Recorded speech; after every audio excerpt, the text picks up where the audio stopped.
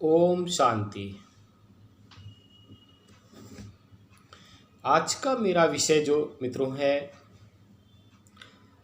हम सबको बड़ी लालसा होती है, हमारे घर में बच्चा होता है।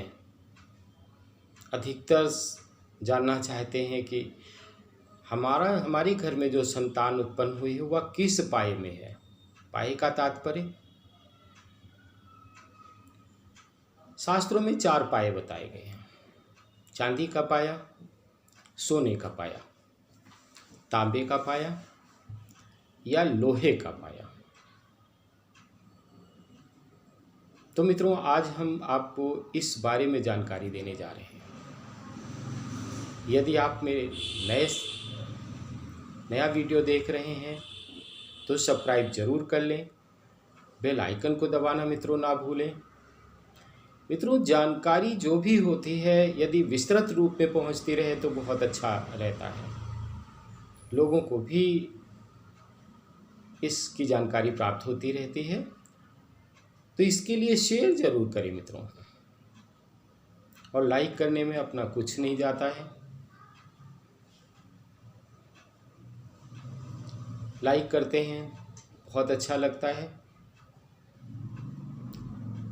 तात्पर्य आपको वीडियो पसंद आया तो वीडियो पूरा देखें मित्रों, बहुत अच्छी जानकारी आपको मिलने वाली है। तो 4 पाए में जन्म होता है। यदि एक बच्चा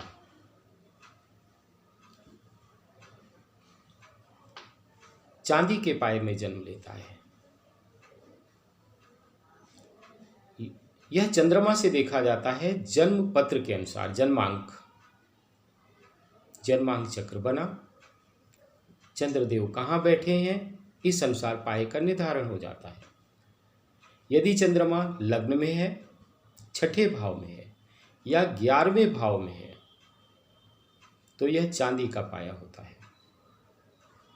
अनेक प्रकार से सुख समृद्धि आती है हमारे घर में, व्यापार बढ़ता है, मकान, वाहन, प्रॉपर्टी,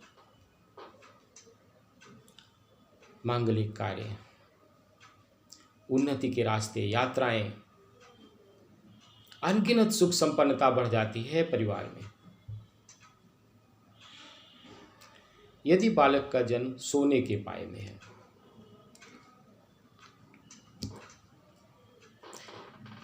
चंद्रमा यदि तीसरे घर में है, 8वें घर में है,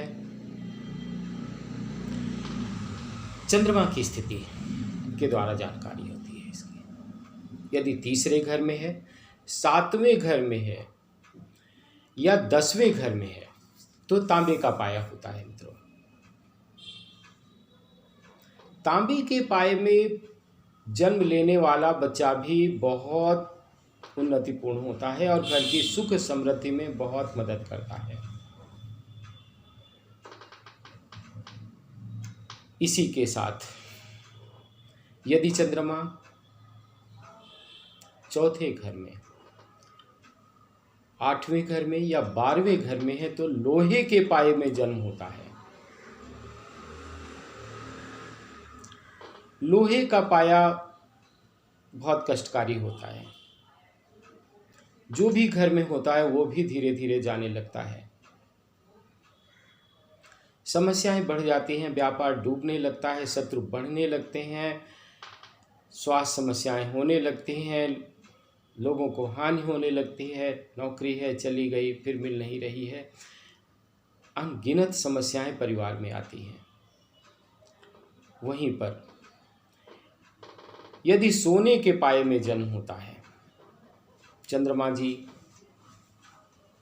छठे घर में, 11वें घर में या लग्न में कहीं होते हैं, लग्न में चंद्रमा है, छठे घर में है या 11वें घर में है तो सोने के पाए में जन्म होता है। सोना देखने में आपको बहुत, सुनने में बहुत अच्छा लग रहा होगा, लेकिन इस घर में यदि चंद्रमा इस पाए में यदि जन्म है बच्चे का तो शुरुआत से ही बच्चा बीमार रहेगा। अल्पायु की भी समस्या कभी कभी होती है, मध्यायु की भी समस्या होती है, मतलब आयु योग की समस्या विचित्र इसके साथ होती है। और परिवार में अनगिनत लॉस होते रहते हैं, समस्याएं परिवार की बढ़ती रहती हैं और समझ में नहीं आता कि इसका निदान क्या है। तो इस स्थिति में अवश्य बच्चे का तुलादान करवाएं। योग्य आचार्य से संपर्क कर लें कि तुलादान की विधि क्या है, तुलादान करवाएं। मित्रों, तुलादान आपको थोड़ा शॉर्ट में ही बताएंगे कि तुलादान का तात्पर्य ये नहीं कि हम गए तराजू पर बैठ गए, हमने देखा हमारा वजन 50 किलो है, हम दूसरे दिन 50 किलो गेहूं लेकर के गए और उनको तौलवाया और बांट दिया। ये तुलादान नहीं हुआ, इससे लाभ नहीं मिलता। तुलादान का तात्पर्य है आचार्य द्वारा संकल्प भी किया जाए, एक तरफ आप बैठे, आपके शरीर में कोई वस्तु नहीं होनी चाहिए।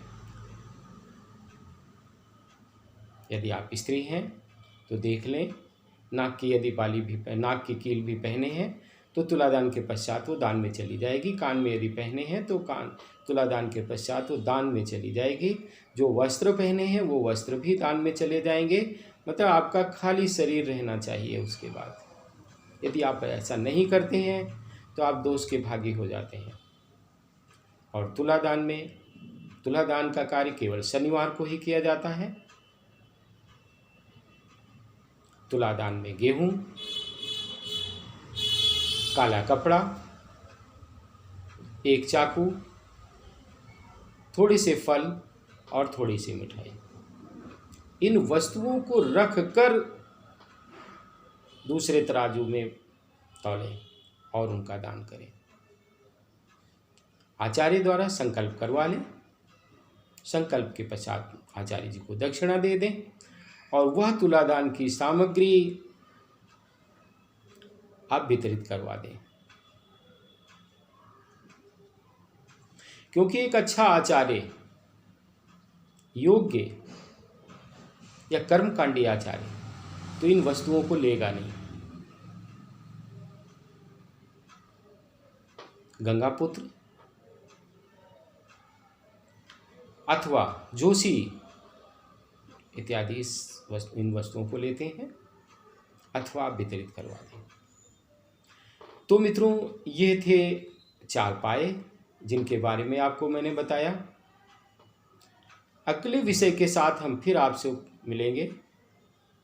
ओम शांति।